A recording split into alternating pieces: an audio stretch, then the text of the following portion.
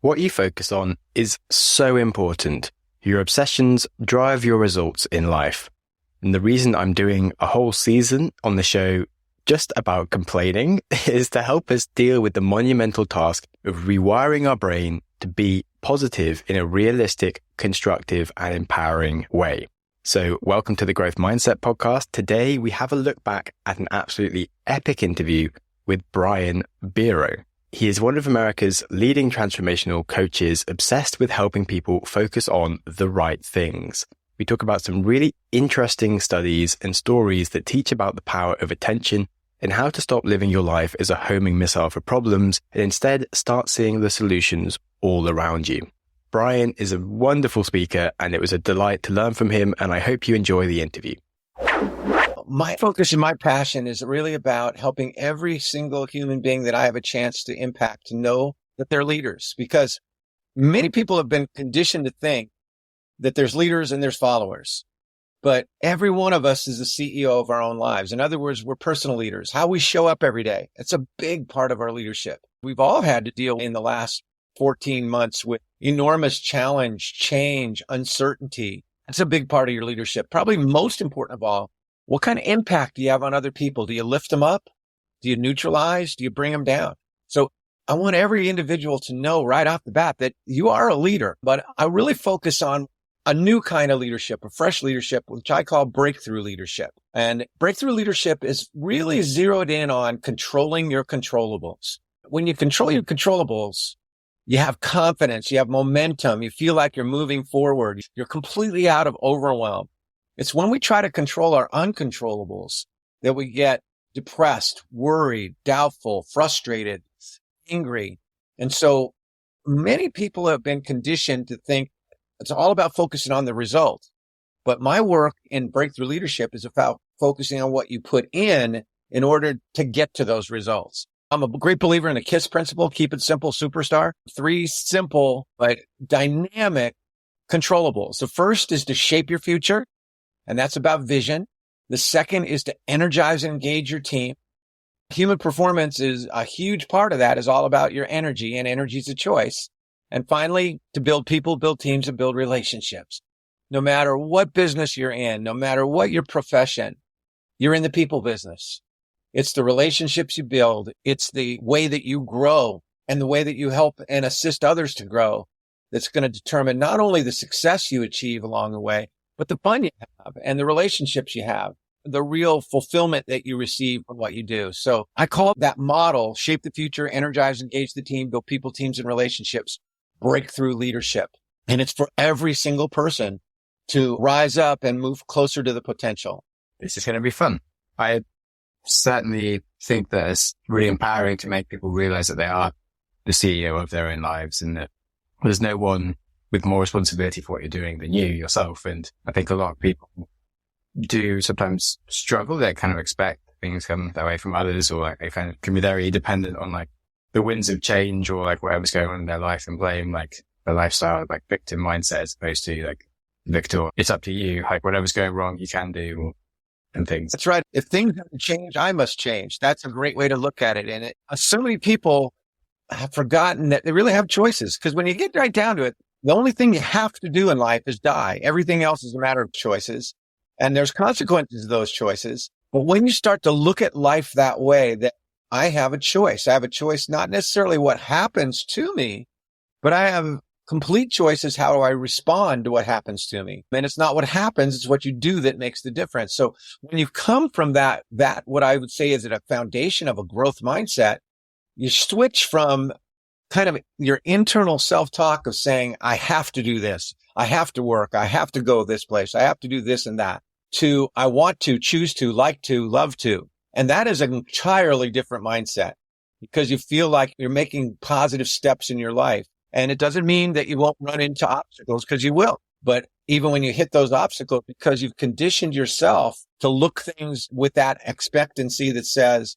I can change my course. I can make a new choice. I can adjust. That allows you a whole different level of confidence, a whole different level of feeling of creativity and flexibility. And it really makes the difference in your life. So that's really what it comes down to, is really understanding that we do have choices about how we respond to anything, whether it's a pandemic, whether it's a miscommunication, whether it's a new job or a whole new scenario that you had no idea was coming at you. Great example. I'm a professional speaker for 30 years. I've spoken all around the world. That's what I do. I love doing it. I love speaking at live events. Spoken to nearly 1 million people all over the world. As of March last year, I had 80 events booked for the rest of the year already. By the end of March, I had 0 events booked. Every single event was gone. Live events were shut down. And so it'd be a really easy place to think, oh my gosh, look what happened to me. I have no choice. I'm in bad place. And I will admit a few of those thoughts started to pound my head a little bit, but then I realized, hey, guess what? I still have a choice. I still have a chance to adjust my course, to learn new things. And in 1 year, I've probably done more learning in an area I thought I had already mastered than I had ever done before, because within every adversity is planted the seed of an equivalent or greater benefit. In other words, the toughest challenges we go through in life, aren't they usually the things from which we grow the most? So that's really what it's about. It's making those choices, controlling those controllables. Yeah. Cool. I love that. And it's often hard to see in the moment, but I think it's almost effectively like badly in that like it can be a bit masochistic sometimes, where you kind of almost lean into like pain and things because I know that that's where the growth's going to happen, and sometimes can like lead you to be a bit reckless. But when you start to notice that you are anti-fragile, and when everything goes completely tits up and your life gets awful, like actually this is like the brewing of something awesome is about to happen, you kind of don't feel the low so much. And it's just like a part of that. Okay, this is the ride that I didn't expect to get to my ultimate success. And it's really empowering when you realize that. And I love that quote of only thing you have to do in life is die. Everything else is a choice. I think it really just shows you how much power you have. And it's conditioned from when we're little kids. As parents, we're well-meaning, but here's what we do, especially when children are very young. We want to protect them. We want to keep them safe, which we should. But we teach them these words. You have to do this or else something bad's going to happen to you. You have to do what I want you to do or else something bad will happen. And we do that over and over again with good intention. But over time, what happens is that conditions in the or else. And you don't say it anymore, but as you get older and you keep saying to yourself, I have to do this, the or else is still in there. And that or else is thinking, it doesn't matter what it is. It's, oh, something bad's coming. And so when we live from a I have to perspective, it creates an energy around us and in us that is fear driven rather than faith driven. And when you break, well, I'll call them the America's breakthrough coach, the world's breakthrough coach, because I believe we're in the breakthrough business, breaking through from fear to freedom, from failure to faith, from ego to we go, and from good to great. And ultimately, every real breakthrough is just the same one. You break through from fear to love and faith.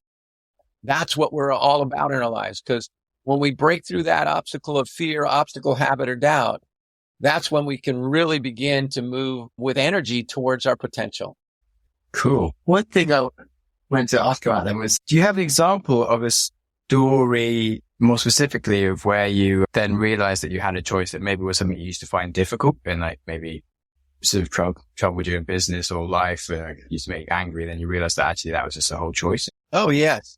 When I was 21 years old and I was just graduating from college, I had grown up, as many people my age have grown up, with a father who was, in many ways, he was my hero, but he was also somebody who just could not give me praise, could not express love in a way that I could receive. And so, he was tough. And so growing up, that sort of started to build into this drive.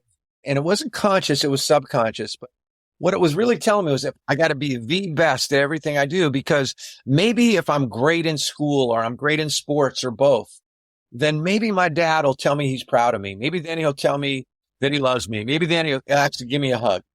And so that became kind of the part of me. And what that evolved into was this incredible focus on what other people thought about me, and also about comparing myself to others, and this inner crazy drive that I had to be the best at whatever I did. Now, at that time, I was no fun to play with. If you wanted to play a tennis match with me, you would end up not enjoying it a bit, because I had to win. I had to beat everybody. Well, one day, in the depths of maybe the darkest moment in my life, when I wondered if I finally realized that I never felt good enough. See, when you live to compare, when you depend upon the need for approval. You're never good enough. In the moment you get that approval, your fear becomes, what if I don't have it tomorrow? And that's who I was. I was a walking, talking, depressing person who really lived for other people's approval. And one day I changed one word in my life, and it changed my life. I realized that day that I had spent my entire life chasing after this ridiculous thing called being the best.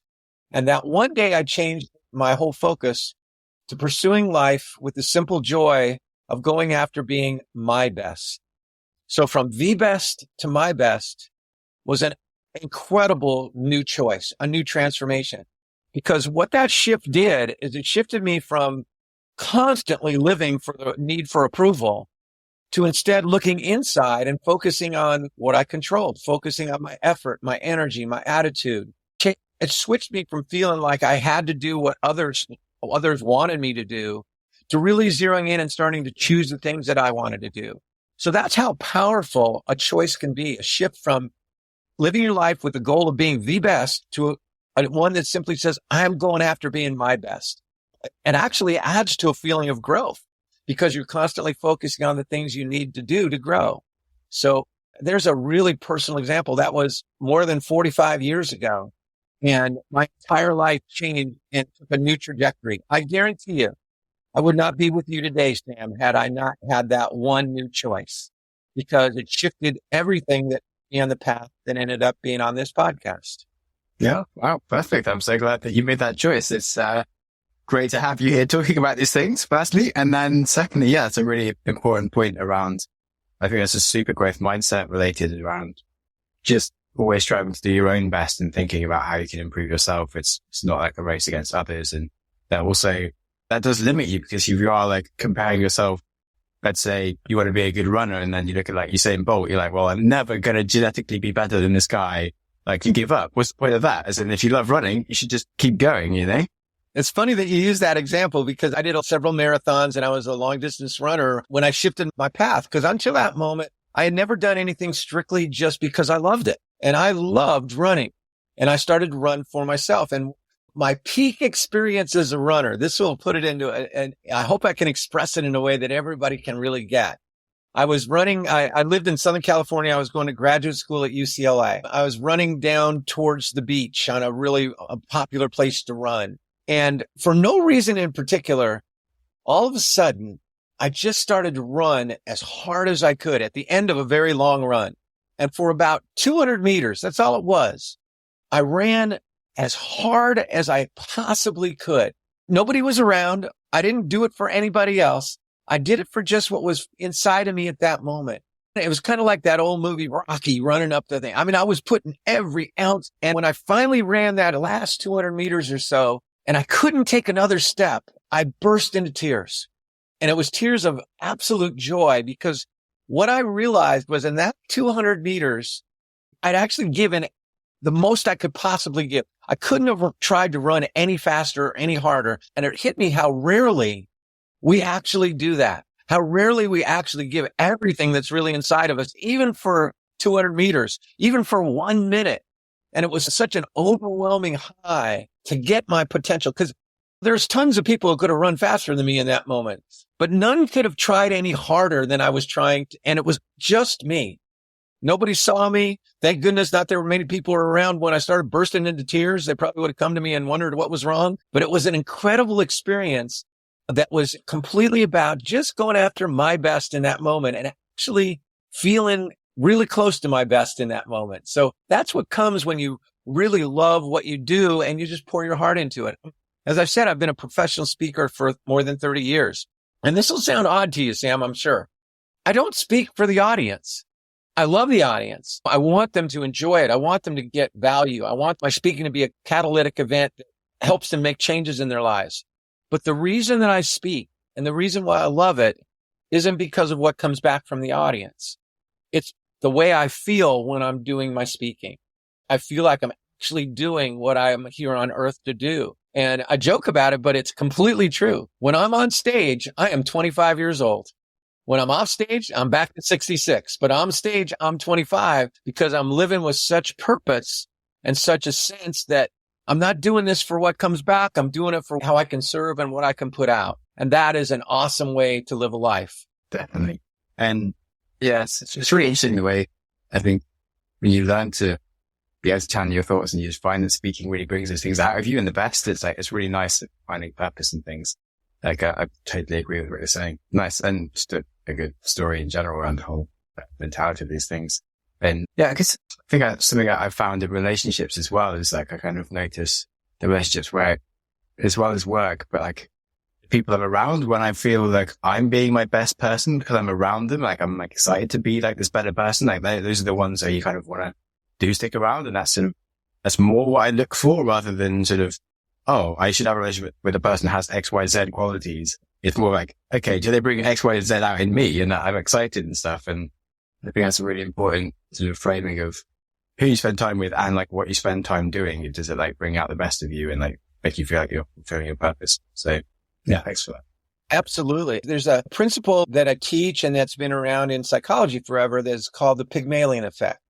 And the Pygmalion effect says that our thoughts, our beliefs, and our expectations, whether of others or ourselves, are magnetic. That as we think about somebody, not only do we see more of that, but here's what's fascinating. We actually move, especially depending upon the level of our influence on other people, what they think of us, we're actually moving them in the direction of those thoughts, beliefs, and expectations. And a researcher from Harvard by the name of Robert Rosenthal asked the question, is the Pygmalion effect real or is it just convenient? Just some explanation and it's really not real. So what he did was he went into 25 elementary schools in the United States. So he went to 25 different schools and went into the first grade classrooms, so 6-year-olds. And he told the teachers and only the teachers that he had developed a test, an examination for first graders, which would tell the teachers which of the students in their class were what he called spurters. Now, a spurter was a child with incredible potential, but who had not used it yet, had not accessed it. So that's all this unused potential. And this test would identify for the teachers which of those kids were spurters. So he administered the test to 500 different children, 25 different schools, rural schools, urban schools, gathered up the tests. And a week later, he came back and he told the teachers the results. He said, Sam's a spurter, Mary's a spurter, Jim's a spurter. Told the teachers which of the kids had scored as spurters. But guess what? It was a big fake. He had never graded anything. What he had done was he had given the kids a very basic first grade intelligence test, gathered all the papers, never looked at them, and burned them. So completely at random, he had told the teachers that these particular kids were the spurters. Well, guess what happened? In over 97% of the children that were randomly picked as spurters, guess what happened? They spurted. They rose to the top of the class and they stayed there academically through their academic career. This is a long-term study. It was a brilliant study. It proved that our thoughts, beliefs, and expectations are magnetic because who changed? The teachers. The teachers didn't look at Sam as Sam anymore. They saw Sam the spurter and they taught them differently. And Sam, it was a brilliant study, but guess what? He got sued for it. And guess who sued him? The parents of the other kids sued him. Because the teachers taught those kids as if they weren't spurters. And so when you understand that Pygmalion effect, what it says is that whether you're a leader in a small business working with people, whether you're a teacher, whether you're a parent, whether you're a friend, that your thoughts, beliefs, and expectations of others and definitely of yourself, because as much as you're a Pygmalion to others, you're a Pygmalion to yourself.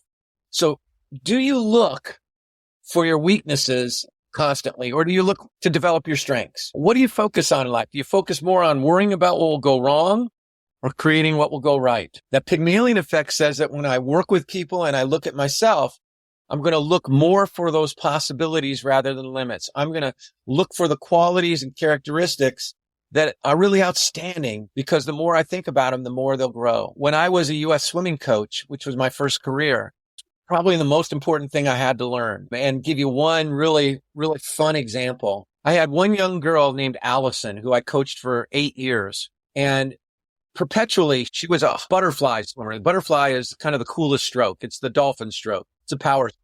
And for 8 straight years, Allison had quick speed, but she always seemed to die in the last 25 meters of her races. She would fall apart at the end and kids would pass her. Well, for 8 years, I was a terrible Pygmalion. I love the kid. I just wanted her best for her. But I kept saying, Sam, you'll crack up about this because you have a growth mindset. I'd say to her, Allison, one of these days you're not going to die. All right. And off she'd go down the warm down pool thinking about not dying. Now, if I say to you, don't think of number 3, what happens? 3 jumps in your head. So we just had the same thing happen over and over and over again. One day I became a different kind of Pygmalion simply by chance. We were at the best meet she had ever qualified for, the Junior Olympics. And she, in her warm-up sprint, she looked sensational. And instead of saying, one of these days you're not going to die, Allison, I simply said to her that morning after her sprint, I said, Allison, when you swim your 100-meter butterfly and you get to the last 25 meters, I want you to envision and pretend that you're swimming the same 25-meter sprint you did just now when you did your best time. You remember how awesome you felt? Her eyes lit up. All right. She goes, yeah. Well, she so obliterated her personal best. She moved from being the last qualifier in the 100-meter butterfly in her age group that year to winning the silver medal in the finals later that night. She improved her best time 12 seconds in a 100-meter butterfly. And it made me break through and realize how many kids have I been coaching backwards because of the way I saw them not being a positive Pygmalion. So we never have to say one of these days you're going to die. We can say, hey, picture this incredible finish. We never have to compare our children to each other or other people. Why don't you act more like your brother? And all of a sudden you've created the good one and the bad one. And the bad one sees themselves that way for the rest of their lives. And so we want to be really responsible and passionate about the impact that we have as Pygmalions on the people that matter to us. Yeah. Wow. That was powerful. Sometimes I feel like I'm like a CEO of a company that I need to sort of make sure that people know what they're doing wrong. And like when things are like working and taking over, like you don't sort of focus on that much, but you're like, wait, this is the amazing strength that you bring. This is why you're such a good, important component of the company. These are all the amazing qualities. It's like celebrating those things and sort of helping them do more of the things, which is why they're here anyway, and not focusing on the things that like I never expected them to be good at is like obviously where I should be doing more of. And I'm certainly trying, I think that actually has been something I've done a lot more of over the past month, which has caused a bit of a radical shift of being like, wait, the person's amazing at running meetings and like they should be running more meetings. They freaking love doing that. It's like they're calling great. And now we have so much better meetings and stuff rather than them like being incredibly like you're being a shit person in this meeting because you're not helping at all. Like bloody run the thing. And yeah, it feels so much better. Yeah. It kind of leads me into talking about the 3 controllables that are the foundation of breakthrough leadership, because it really leads right into the first one. And that first one is called shape your future. And that's about vision. All breakthroughs start with vision. You got to see it before you can be it. And the foundational principle at the core of shaping your future is what you focus on is what you create. What you focus on is what you create. It's not what you get. It's what you create. And I'll give you a fun little example. I have a 4-year-old grandson. His name is Augie. And Augie is the coolest guy ever. He's got this big grin all the time. And he's also Mario Andretti on his little tricycle. He's like 1,000,000 miles an hour, pedals going really fast. Just turned 4 years old. Well, he's so good on that tricycle that very soon he's going to get a 2-wheeler bike, a real bike. And the big day will come. And anybody who's had children, you had this day if they got a bike. Mom and dad will be out there. They're going to be holding on to that back fender. They're going to get him up on that bike. He's going to put his hands on the handlebars. He's going to put his feet on the pedals. He's going to put his tongue out for balance. And he's going to start riding. And they're going to be pushing him. And he's wobbling and he's shaking. But he's doing it. And mom and dad let him go. And he's riding down the sidewalk. Way to go, Augie. Unfortunately, right in front of him on the sidewalk is a great big rock. Augie look at the rock. What happens next? Wham! He hits that rock like it's magnetic. He falls over. He scrapes his elbow. He walks by his dad like he's cool. He goes up to mom and goes, I'm going to die, mom. Okay, so now it's 2 weeks later. Same little boy, same bike, no tongue out for balance anymore. He doesn't need it. He's got bike riding down. Whipping down the same sidewalk. Boppity, boppity, boppity, bop. Bigger rock. What happens now? He goes around it. But what goes around it first? Not the bike. What goes around it first is his vision. What Augie has learned is that what you focus on is what you create, and what you resist persists. All right. And he recognizes at that moment that he has a choice to stay focused on the obstacle, focused on the weakness, focused on what I don't want, or shift my vision in that moment towards what I do want. And we all have that choice. What you focus on is what you create. Now, does it do Augie any good to pretend there's no rock? I know that's worse. He could really hurt himself. But what we do have a choice is I see the rock, we'll find our way around it. And in life, we're going to run into some rocks. They're going to be there. One is called COVID. It's a rock. What are we going to do? How are we going to adjust our way to make our way beyond it? Well, sometimes we make a mistake. We have to look at that mistake. There's the rock and create a new direction. So the foundation of shaping your future is to embrace this new idea that what you focus on is what you create. And if you feel yourself moving towards the rock, you catch yourself. And we're not going to be perfect, but the more you practice it, the more automatic it will become when the obstacles, the barriers, the potential fears come up, that you have more choice and you can move around it. So the first controllable of the 3 controllables that at the foundation of breakthrough leadership is to shape your future, that what you focus on is what you create. Yeah, that's really happy. And I was thinking, like, I had some similar issues skiing when I was trying to do tricks and things. And I found that, like, if I could lead with like my head, like when I tried to do 360s, I was just really failing because I was kind of still hesitant about whether I'd manage it.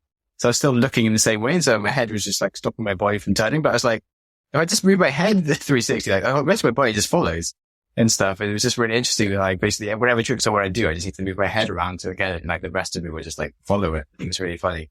And yeah, I just kind of had that. What a beautiful parallel. And as you know, in X sports or any sports, real top league champions, what do they do before a big trick, or what do they do before a big event? They visualize it. They visualize themselves doing it, the best possible. There was a study done at University of Chicago many years ago, and they had 3 groups. And the ideal, it was all about free throw shooting in basketball. And so they took one of the 3 groups. I think each group was 100 participants. And the first group, for 30 days, practiced shooting 100 free throws a day, actually making the shots.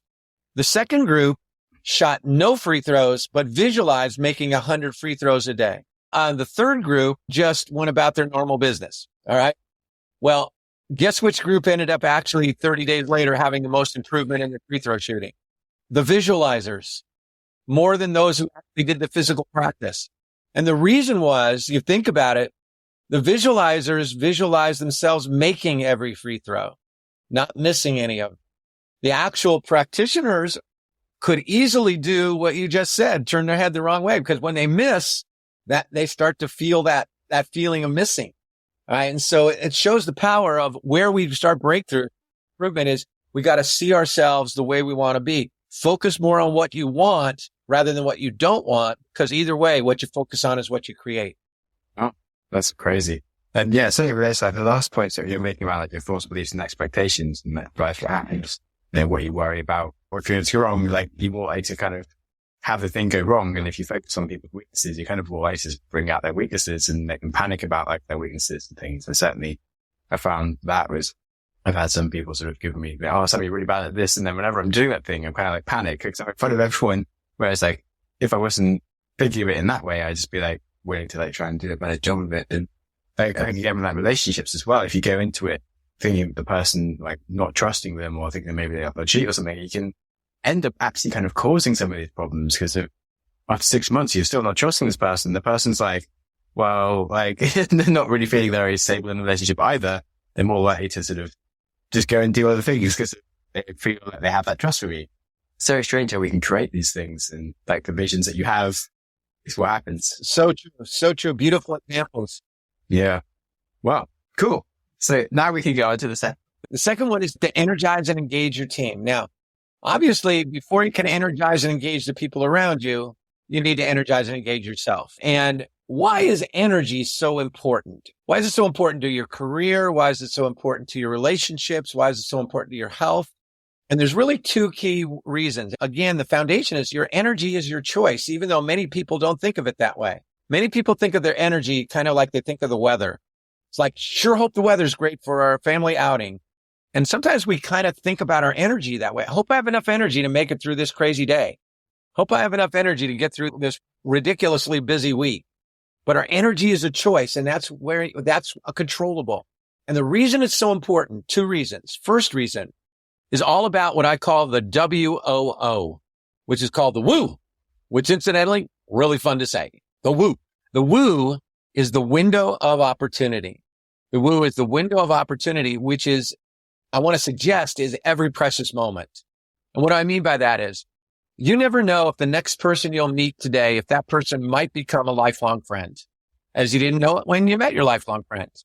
You never know if the next time you talk to your flatmate, your teammate, your boyfriend, your girlfriend, your spouse, your customer, if the next thing you say in the next conversation may be so on target for what they didn't see with their own eyes, but you saw it and then you said it. And when you said it, you seized that window of opportunity, that woo. And because of something you said, somebody's life got better. You never know. And so the first reason why energy is so crucial is energy puts you in a position to seize more woos. Have you ever noticed when you have energy, how much more alert you are to possibility? When you have energy, adversity doesn't seem quite as adverse. So the first reason why energy is so important is it puts you in that position to be available, alert to those windows of opportunity that are almost always around us. The second reason why energy is so important, and this is probably the most important reason, to your children, no matter their age, no matter how long as you draw breath, to your boss, to your customers, to your teammates, to anyone who you really care about having a relationship with. Your energy is your example. People won't remember that much of what you say, no matter how well you say it. And they'll never forget your energy. They get your energy before you've opened your mouth. They get your energy after you've closed your mouth. They get your energy over the phone. They haven't even seen your face. They get your energy the way I send emails. To me, email stands for energy mail, not electronic mail. So to everyone we touch, our energy is our example. So I like to help people go on what I call an ETP to begin to seize the woo and choose a different level of energy. And ETP, Sam, is an energy transformation program. It's a way to work on your energy in a practical, not hugely time-consuming way to elevate your consistent energy. And it's real simple. It starts with a 10-point energy scale. You need a context to work on your energy. So on a 10-point energy scale, 1 is comatose. 10 is a child on Christmas morning. 10 is the way you feel when you just nailed that ski jump that you really have been working on and you just landed it. It was like better than you could have dreamed of. So here is the $1 trillion question. Now that we've created the context of the 10-point energy scale in order to work in our energy transformation program on elevating our energy, here's the $1 trillion question. When you think about that 10-point energy scale from 1 to 10, where are you living your life? Whoa, that's a great question. Are you living at level 6, level 7? Wherever you're living, unless your answer was 99.6 on the 10-point scale, then the next question is, how can I change that? How can I improve that? How can I raise that number? Because when I asked the question, where are you living on the 10-point scale? Suppose you thought I've been living at a 7. What is that 7? In actual terms, that 7 is nothing more than an energy habit. It's the way you set up your world in 2 key ways that kind of puts you into that 7 compartment on the 10-point scale. And there's 2 ways, 2 choice areas that absolutely change your energy, that can elevate you from 6.5 to 7.3 to 8.2 to 9.5. The first is to change the way you move. If you want to move your life, you got to move yourself. In other words, energy is created by the way that you move. Anytime you've given your best presentation, you've been your most creative, you've been your most alert, you have moved your body in very specific, different ways than when you've not been your best. Your body line and posture, your facial expression, your eye position, and your breathing. Now, Sam, I've said this to some people before, and they'll go, Brian, if I had more energy, I'd move more. Move more, and you'll have more energy. That's where the choice resides, is to add movement to your life. I bet everybody watching your podcast, listening to your podcast, knows somebody who amazes them. Because at a very advanced age, this elderly person has incredible energy. And though I don't know who anybody's thinking about, I bet I know 2 important things about them. One, that aged person with his incredible energy is one of your heroes. You just admire the heck out of them. And number 2, they keep moving. We don't get older. We just stop moving. I'm actually 92 years old, but I just can't stop moving all the time. So again, if you want to move your life, you got to move yourself. That's the first key. The second key to elevating your energy is to focus on purpose. Whenever you're full of purpose, you're full of energy. Think about it. When you get to do what you love to do, it doesn't matter how much sleep you had. It doesn't matter how you've been feeling. When you get to do what you love to do, you have all the energy you could want. But think about what happens to your energy when you lose sight of your purpose. It's like you just go through the motions. It's like somebody puts a pin in that balloon of purpose and that energy. So here's a simple way to put yourself on the path to living with more purpose. And that is every morning when you wake up, start your day by asking this one question. If you want to, you can laminate a little card and put it up in the shower or something. But ask yourself, what am I truly grateful about in my life? What am I truly grateful about in my life? What you're grateful about will focus you on your priorities. Your priorities will always lead you to your purpose. So by focusing on changing your movement and elevating your level of purpose by asking about what you're grateful about on ETP, Energy Transformation Program, you do that for 30 days, you move from 6.5 to 7.3 to 8.2 to 9.5, and your work, your health, your relationships, your joy will rise with it. So that's how you energize and engage yourself. And again, energy is contagious. And as you rise on that scale, the people that matter to you will rise with you. Wow. That was super cool. I'm really excited to jump up and down right now. I'm like, yes, energy. Also, I just did a run, but I'm like, I'm going to go for another run right now. This is great. Yeah, pumped. Nice. Thanks for that. I was going to buy a standing desk, but I didn't, which I was super annoyed about. Not very happy about my amount of time sitting down, but I've got like a station kind of rising, so I'm trying to do more standing, and for as many of my meetings as possible, I'm trying to take away some walking and stuff at the moment, just to like keep myself moving. Absolutely. I encourage people, we get into the cellular crunch and we stay on our phones for a long time in this bent down position. I really encourage people, never spend more than 10 or 15 minutes without getting up, moving your arms and legs, taking a couple of rich breaths, opening your eyes wider, smiling even if you don't feel like smiling, just changing your physiology rapidly and dramatically for 10 seconds. And suddenly you'll feel at least a 1-point rise on that 10-point scale. That's how powerful a shift in movement can be. When I was writing my books, I've written 15 books. Probably the most important tactic I used in writing my books was running. When I ran, I got the newest ideas. Now, I never tried to do that, but I was physically moving and ideas would pop into my head out of seemingly nowhere. Think about, Sam, how many people get great ideas in the shower and why? Because they're moving. They're moving that soap around. They're moving their arms and legs, and we get these great ideas. Energy is directly proportional to your level of movement. So you want to move your life, move yourself. Yeah, nice. I would say within reason that I have done some like really long runs, and then spent the rest of the year after the just completely pooped and was like, probably shouldn't try and do I think 30 kilometers, I think, is my limit. There's definitely a time for rest and a time to just let the world go for a little while. That's part of energy as well, but that's also a choice. Oh yeah. Sleeping. Very important. I think David Goggins talks about sort of the importance of rest and taking it, but not resting when he hadn't scheduled it. So it's like, okay, if I'm going to do I plan my week of workouts, I'm going to do them. And if one morning I'm feeling tired, but it's not my day to rest, I don't rest. I just have to bring my energy and stuff, and just having that mental resilience to really just force it. I think it's quite good. Whereas otherwise you kind of get in the cycle of, I don't quite feel like it today and stuff. And I think energy comes kind of in the same way as you spoke about. You focus on what you want to create and the vision. Like when I was training for an ultramarathon, I started doing 15 kilometers a day for weeks. And the first few weeks, it was really hard. I was like, oh my God, I haven't got the energy. But within 3 weeks, I would just do 15 kilometers. I'd get back. I still want to carry on running. I was like, I don't finish, but when we're in the tank.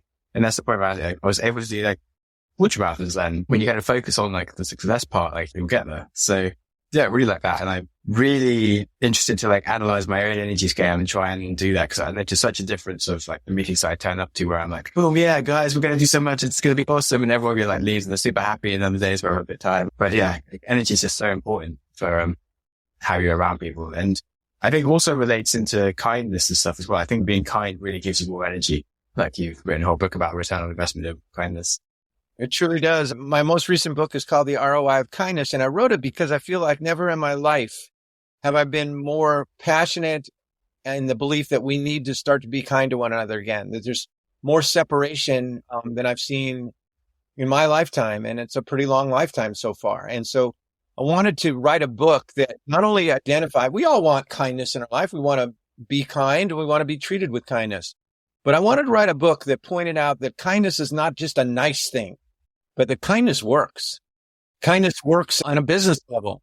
Organizations that create what I call a KVP, a kindness value proposition, have incredibly lower turnover, are incredibly more profitable, and are every single time more highly thought of by their customers. They have higher ratings. The companies that you admire have built kindness into their culture.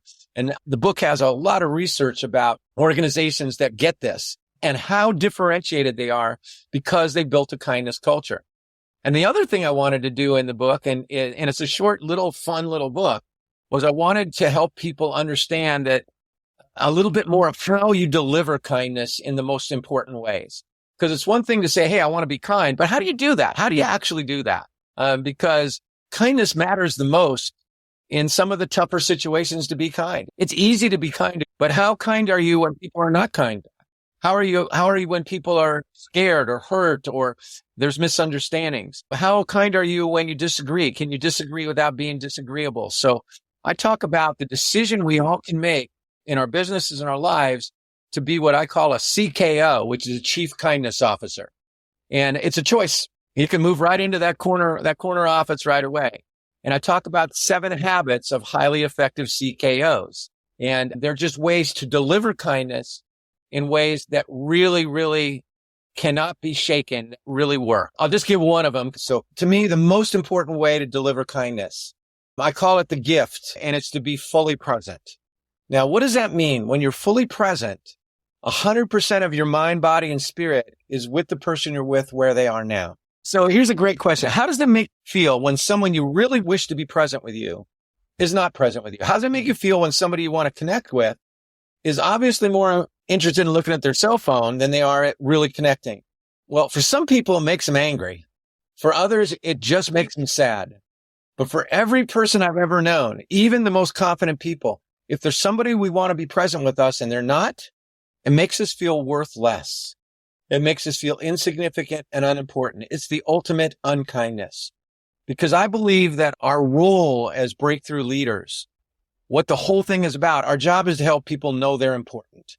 The people that we love, the people that we serve, the people that we care about, to know they're important. When people feel important, they rise in spirit. And when people feel unimportant, insignificant, they fall away. They want to leave. They give up. They become lost.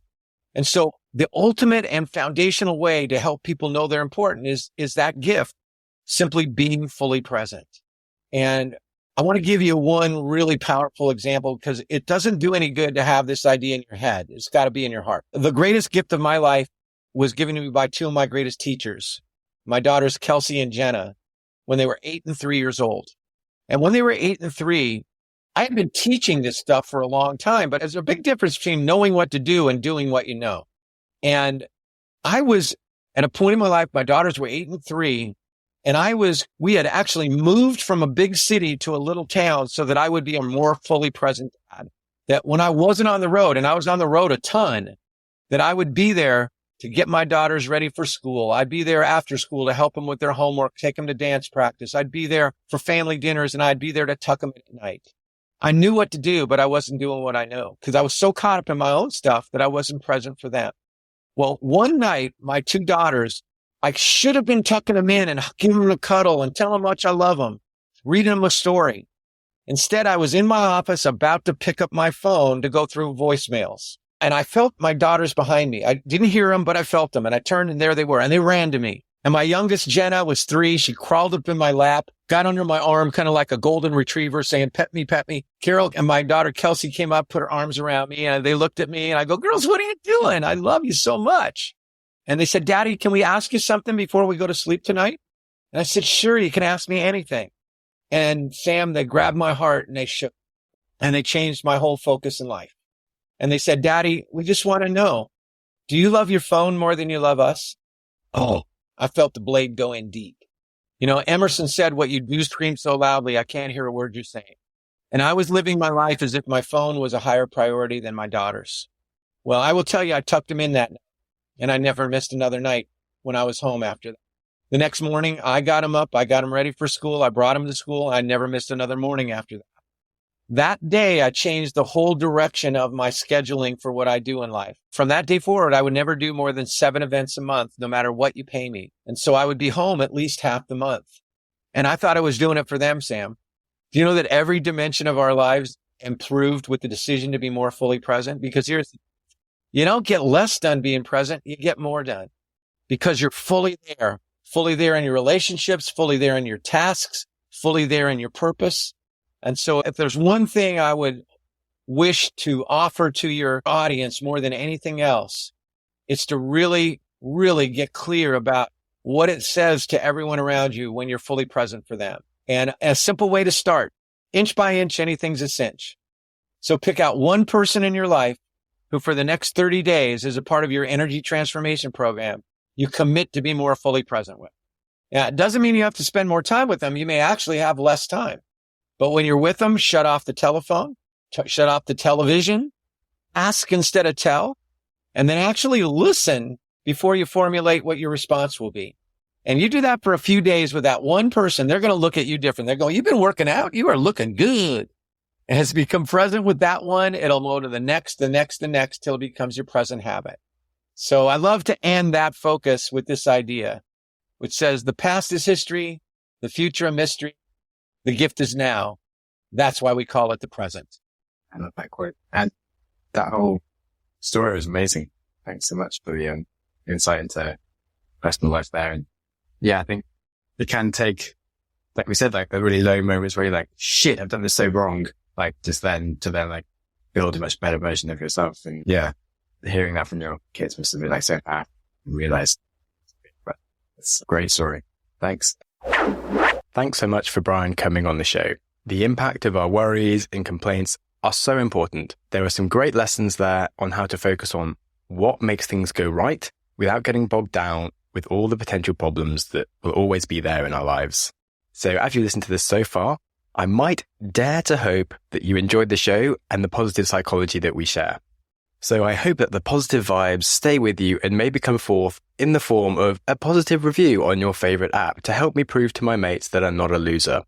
Also, don't worry about it and just carry on with your life if you don't feel like it. You could just wait for the show to improve. Remember, life is to be enjoyed, which starts today. It is not a future task for yourself. It is today's task. You have no idea how long your life will be. You may as well friggin' enjoy it. So be kind to yourself. Whilst you're at it, be kind to someone else too.